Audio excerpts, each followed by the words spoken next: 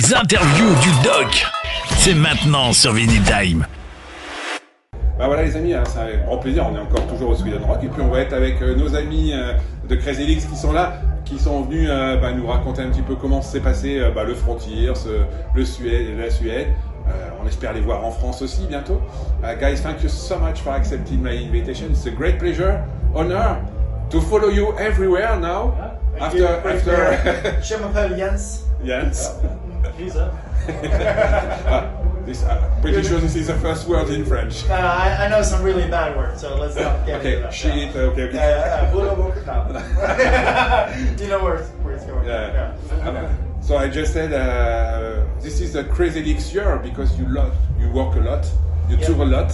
Yeah. You play in Milano a couple of weeks ago. You play in Sweden work right now. What is your feeling just after your gigs? Because so many people coming to see you. Yeah. The sound was so loud. Yeah. And I think a lot of people have a large smile after the show. So what is your feeling just after when you finished everything? You say, okay, let's finish. That's all. Relief. Really. It's a good feeling. Yeah. When we arrived today, it was raining. Cats and dogs. I know. Crazy. And we said like, I wonder if people will show up if they're still sleeping in their tents. But then the sun came out and we had you saw a full crowd. So I mean the whole hill full of people. So it was like a really good experience. Yeah. I remember that when you play on a very small venue in France, in Film. You remember when you played in Film? Yeah. I was there. Where was that? With Lita Ford? No, with Liarod. Liarod. Yeah, exactly. Vosier. You play on a very small venue, and now you play in a large venue. So, what is the difficulty when you have to adjust your set list, or maybe the sound or something? Because sometimes it's very small venue, sometimes it's a big one. Do you change your approach, or what is your feeling maybe when you create a set list? Because now you have a lot of fantastic songs, so it's the venue change a little bit the set list, or maybe you have to provide just some riff and kick some ass. There is always like 5, 6, 7 songs we always play. Yeah. You know, the top songs that everybody knows, the hit, we can call it hit songs. We play those most of the times. Yeah. In all gigs. And now with new album we have 3 new songs. 3 new songs, In the set list, and it depends. You know, we got an hour to play here.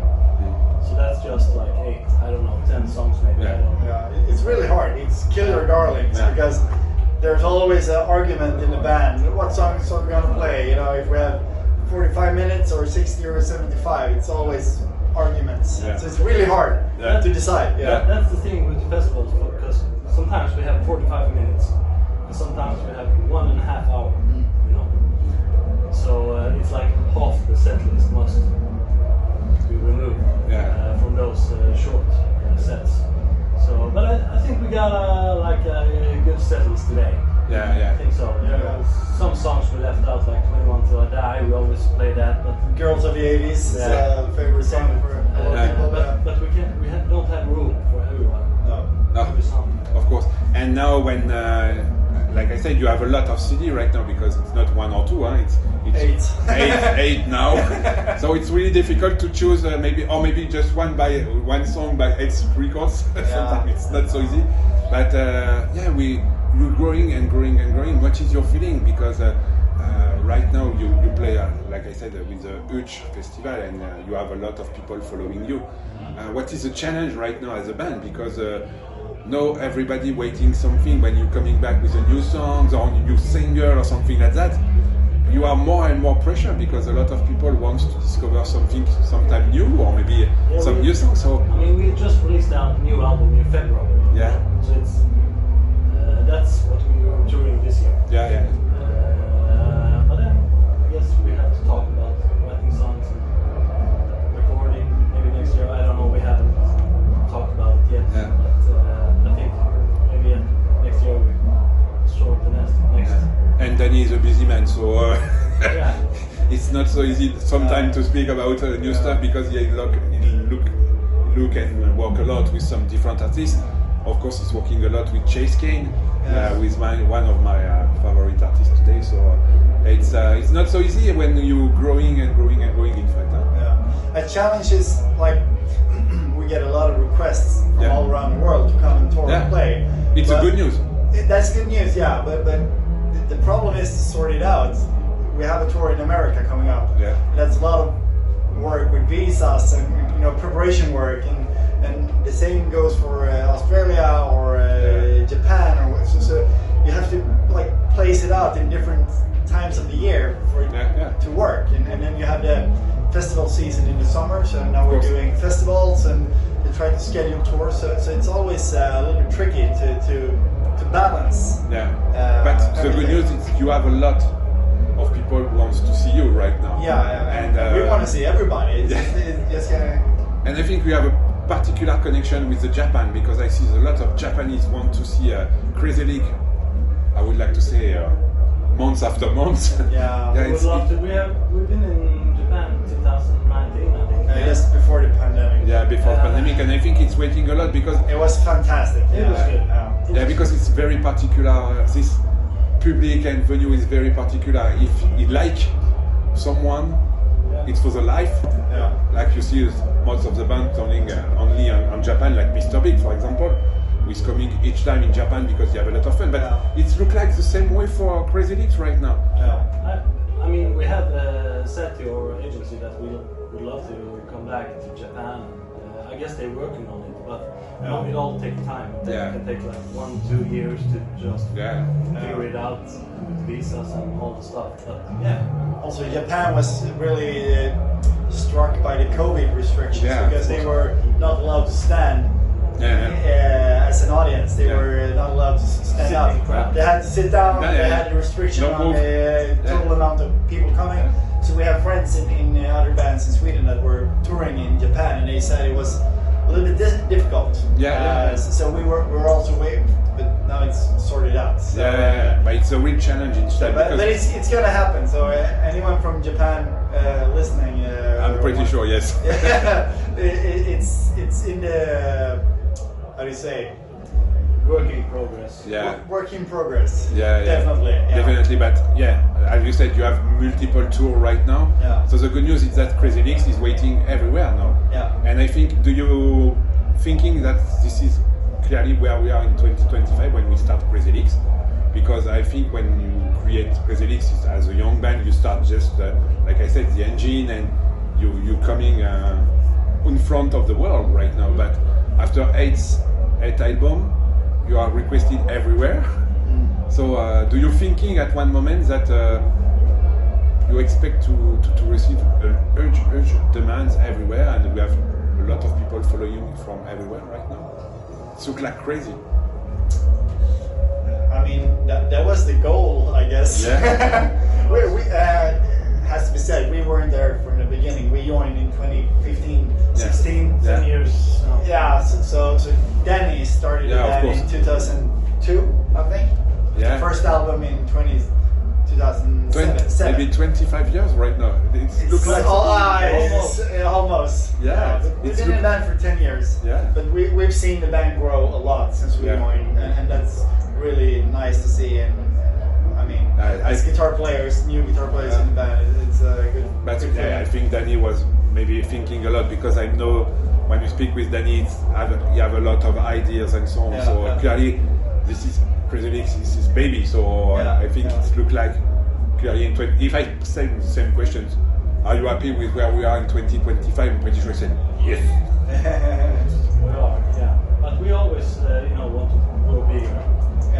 Level up, and right now it's a challenge, like I said, because like we're just speaking, 25 years right now, and you don't break at the COVID period, because a lot of bands disappeared during the COVID period. It was a difficult time, and now you are still here, and it's really a challenge to have some music and touring a lot. It is. I mean, we just do what we always done. Gonna release albums and tour as much as we can. But it was easier like 15 years ago. Now it's like all these visas and flying expensive. Flight cost is pretty expensive these days. Yeah. Venue is expensive, everything is expensive. That's changed a lot since the COVID times. So it's been Pre-COVID it was easier to schedule tours. Yeah. But like travel expenses has like not only doubled but maybe tripled. So that's a big challenge. Definitely. I think it's a big challenge for everybody. Exactly. For the band, for the people who have to invite the people, to find a venue with paying as a normal way each artist and so on. Exactly. Yeah. That's why I think today a lot of people, when I speak a little bit, was happy because we see different bands coming from everywhere, but we have a chance to have a Sweden Rock Festival and some other festival with introduce a lot of different bands, big one, small one. We have different stage, and I think for you as a band, it's really appreciate to see that we have a lot of people maybe discover you today, and this is this kind of festival can open the door for everything. Also, this year I've been a visitor at Sweden Rock since 2005. It's a lot heavier now. Yeah, I mean, you're right. We are like the softest band on the bill, like probably. Yeah. So we have a lot to gain from that because like it's not the typical crowd for us. Yeah. It's not a typical 80s or sleaze or like general rock genre. Yeah, of course. Whatever you want to call it. Yeah. It's a lot of heavier stuff. Metal scene. Yeah. It's really a Euro because yesterday I just take a couple of minutes, not yesterday, on Wednesday, a couple of minutes with Slipknot. It's not for me. No, that's same here. So. And just one question, good question for that. What is your thinking about why the melodic rock, classic rock, disappear a little bit right now, and a lot of young guys prefer to listen some heavier music with fighting and so on, Metal. and the big metal, not heavy metal. Camouflage pants. But why this music, like a lot of people like melodic rock and classic rock, disappear a little bit in front of the music that is more heavier? I don't think it disappeared, but I mean every 10 years we see like. Right now it's more into metal. Yeah. I mean, 10 years ago it was like more into, I guess, a little bit softer. And when the band started, it was more like a sleaze thing. Yeah, and I think it's like it's like a wave, black. you know. When something gets popular, like 2010, the melodic rock and the sleaze wave was huge, and then it went a little bit down, 2015 something, and peaked again, and now it's decline because when something's popular, a lot of people and a lot of bands try to approach that. Yeah. So there's been a lot of melodic AR bands and melodic rock bands. Yeah. So that's also kind of why we've taken a step back from the melodic and more into this like heavy metal, like hair metal stuff, you know. So it's a little bit heavier on the riffs and maybe what is disappeared a little bit is because before we have the Frontiers Festival with a lot of people coming to see a melodic part in Nottingham. It's disappeared. Now it's coming back a little bit with the Malmö Festival with the same thinking story and some people with working on it. And of course, Frontiers Festival disappeared during a couple of years, just restarting this year. And a lot of people with, of course, love this music. Most of the band is maybe in the Frontiers, a lot of the band, but not a lot. But this is really maybe why it's clearly what you said. Maybe some festivals disappear a little bit and this music down a little bit, but with a new way of melodic rock, melodic in Malmö. Or I mean, we are standing strong. So even if the wave is not peaking right now, we're standing strong with our music, and then when it gets back, we are right on top. So Request finger. So before we ending, because of course we have some other concert today, and maybe if I am not old, maybe I can see Scorpion and Remedy, because I would like to see Remedy again. So what is the next step? I think we see you in Malmö this year. We do, yeah. Next festival is in Spain, I think we're doing. In Barcelona, no? Something like that? No? Bilbao. Burgos. Outdoor festival. Pretty big festival. And then it's Malmö, melodic. I think that's And then we're off to America. Yeah. So we do a couple of shows in a big festival in Oregon. Yeah, we're gonna do a festival in Oregon, and we're gonna do Whiskey a Go-Go, and hopefully one show. Las Vegas. In Las Vegas. We had a show booked in Las Vegas, but the venue shut down. Okay. But yeah, we have something else. So we have the chance to see some gigs in Europe before you fly to US. So of course we see you in Malmö. Yes. Because I'm coming back again, and maybe we have another interview in Malmö. Pretty sure. Yes, sure. And we're playing Stockholm in October. After, we do. After the US. With the Confess and the Cruel Intentions. Yeah. We have a show in Stockholm in October. So that's what's happening this year. And then Monsters of Rock Cruise next year again. Yeah. And we can't say too much, but there's something booked. South America. In South America, yeah. Okay.